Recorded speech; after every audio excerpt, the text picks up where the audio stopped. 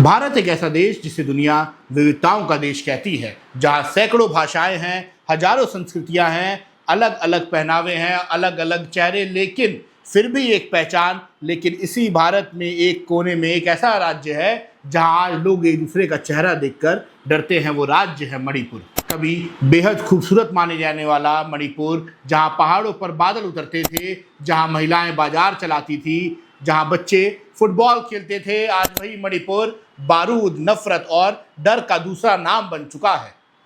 ये कहानी सिर्फ दंगों की नहीं है, ये कहानी है पहचान की, लड़ाई की, सत्ता की, राजनीति की, हथियारों की, विद्रोह की और उन हजारों लोगों की जो अपने ही देश में बेघर होकर राहत शिविरों में जीने को मजबूर है। अगर आप मणिपुर को सिर्फ एक और दंगा समझ रहे हैं तो शायद आप इसे दर्द की गहराई में नहीं जा रहे, क्योंकि मणिपुर सिर्फ जल नहीं रहा, धीरे धीरे टूट रहा है। मणिपुर की आबादी मुख्य रूप से 3 बड़ी समुदायों में बटी हुई है: मैतेई, कुकीजो और नागा। मैतेई समुदाय ज्यादातर इम्फाल घाटी में रहता है और राजनीतिक रूप से काफी प्रभावशाली माना जाता है। वहीं कुकी और कई आदिवासी समुदाय पहाड़ी इलाकों में बसे हुए हैं। ऊपर से देखने में ये सिर्फ भौगोलिक बंटवारा लगता है, लेकिन असल में यह वर्षों से जमा अविश्वास की दीवार है। सालों से इन समुदायों के बीच जमीन, पहचान और अधिकारों को लेकर तनाव था, लेकिन मई 2023 में यह तनाव ऐसी आग में बदला जिसने पूरे राज्य को ही निगल लिया है। सब कुछ शुरू हुआ मैतेई समुदाय की उस मांग से जिसमें वो शेड्यूल्ड ट्राइब यानी एसटी दर्जा चाहता था। मैतेई समाज का कहना था कि उन्हें भी संवैधानिक सुरक्षा और आरक्षण मिलना चाहिए, क्योंकि वे अपनी संस्कृति और पहचान को खतरे में महसूस कर रहे हैं। लेकिन दूसरी तरफ कुकी और दूसरे आदिवासी समूहों को डर था कि अगर मैतेई समुदाय एसटी का दर्जा मिल गया तो घाटी में बहुसंख्यक होने के कारण वे पहाड़ों की जमीनों पर भी अधिकार हासिल कर लेंगे। यही डर धीरे धीरे गुस्से में बदल गया और फिर निकला ट्राइबल सॉलिडरी मार्च, और उसके बाद मणिपुर जैसे अचानक फट पड़ा था। भीड़ सड़कों पर उतर गई, घर जलने लगे, मंदिर और चर्च तोड़े गए, लोगों को नाम देकर रोका गया, पहचान पूछी गई और फिर हमला किया गया। कई जगहों पर तो पुलिस खुद असहाय दिखी। पुलिस थानों से हजारों हथियार लूट लिए गए, राइफलें, गोली बारूद, मशीन गन। सोचिए, जब एक राज्य आम लोगों के हाथों में हथियार आ जाए तो वहां कानून कितने दिन तक टिक सकता है। कुछ ही दिनों में मणिपुर 2 हिस्से में बढ़ चुका था। घाटी अलग हो गई, पहाड़ अलग हो गए, बीच में सेना, बंकर और मौत का डर। लोग अपने ही पड़ोस में जाने से डरने लगे। सालों पुराने दोस्त अचानक दुश्मन बन गए। जो लोग एक दूसरे की शादियों में जाते थे, आज वे एक दूसरे के इलाकों में कदम रखने से डरते हैं। और फिर शुरू हुआ पलायन। हजारों लोग अपना घर छोड़कर भागे। कई लोग सिर्फ एक बैग लेकर निकले, कई ऐसे थे जो अपने घर को जलता छोड़कर भागे। कुछ वापस लौटे तो वहाँ सिर्फ राख बची हुई थी। आज मणिपुर में राहत शिविर सिर्फ अस्थायी जगह नहीं है, वे हजार लोगों की टूटी हुई जिंदगी का प्रतीक बन चुके हैं। स्कूलों को राहत शिविर बना दिया गया है, सरकारी बिल्डिंगों में परिवारों को ठूस दिया गया है। एक छोटे कमरे में कई कई परिवार रहने लगे। एक बच्चा पूछता है, माँ हम घर कब जाएंगे, लेकिन उसकी माँ के पास कोई जवाब नहीं, क्योंकि उसे खुद नहीं पता कि उसका घर अब बचा भी है या नहीं। कई बच्चे महीनों से स्कूल नहीं गए, जिनकी किताबों की जगह अब डर ने ले ली है। रात को गोलियों की आवाज़ सुनकर उठ जाना, सेना की गाड़ियों को देखकर सहम जाना, ये सब अब उनके बड़पन का हिस्सा बन चुका है। बुजुर्ग बिना दवाइयों के पड़ रहे हैं, महिलाएं लाइन में खड़े होकर राशन लेती रही, बारिशों में टपकती छत से नीचे लोग पूरी रात जागते रहते हैं। और सबसे दर्दनाक बात, वे अपने ही देश में शरणार्थी बनकर रह रहे हैं।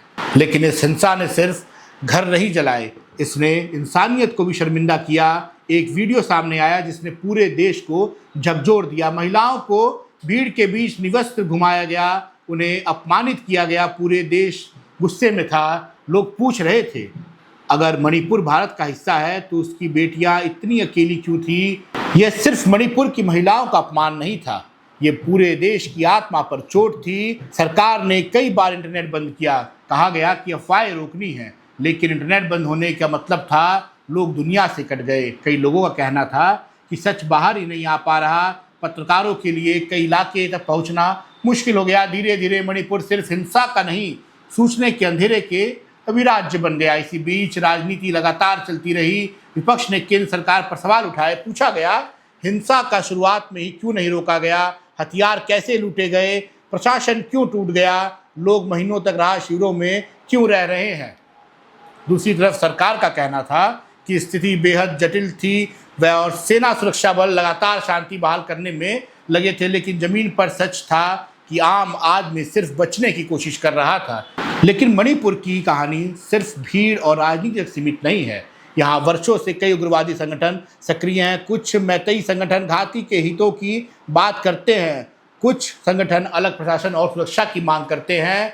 पीपल्स लिबरेशन आर्मी यानी PLA, United national liberation front यानी UNLF और कई कुकी मिलिटेंट ग्रुप्स पहले से इस क्षेत्र में सक्रिय रहे हैं। कई समूहों के साथ सरकार ने सस्पेंशन ऑफ ऑपरेशन यानी SOO समझौते किए थे, लेकिन हिंसा के दौरान हथियारों की मौजूदगी ने पूरे राज्य को युद्ध भूमि जैसा बना दिया है। और यहीं से शुरू होता है एक और बड़ा सवाल, क्या मणिपुर की आग सिर्फ अंदरूनी है या इसके पीछे बाहरी ताकतें का भी कोई खेल है? बार बार एक नाम सामने आता है, नाम है चीन। सीधे तौर पर चीन की भूमिका का कोई सार्वजनिक निर्णायक सबूत सामने नहीं आया, लेकिन सुरक्षा विशेषज्ञ लगातार कहते रहे कि उत्तर पूर्व भारत रणनीतिक रूप से बेहद संवेदनशील इलाका है। मणिपुर की सीमा म्यांमार से लगती है और म्यांमार लंबे समय से अस्थिरता, गृह युद्ध और हथियारबंद गतिविधियों का केंद्र रहा है। भारत की एजेंसियां पहले भी दावा करती रही हैं कि कुछ उग्रवादी समूहों के नेटवर्क म्यांमार के रास्ते से जुड़े हैं। ऐसे में जब भारत और चीन के रिश्ते पहले से तनावपूर्ण हो तो यह डर और बढ़ जाता है कि उत्तर पूर्व की अस्थिरता का फायदा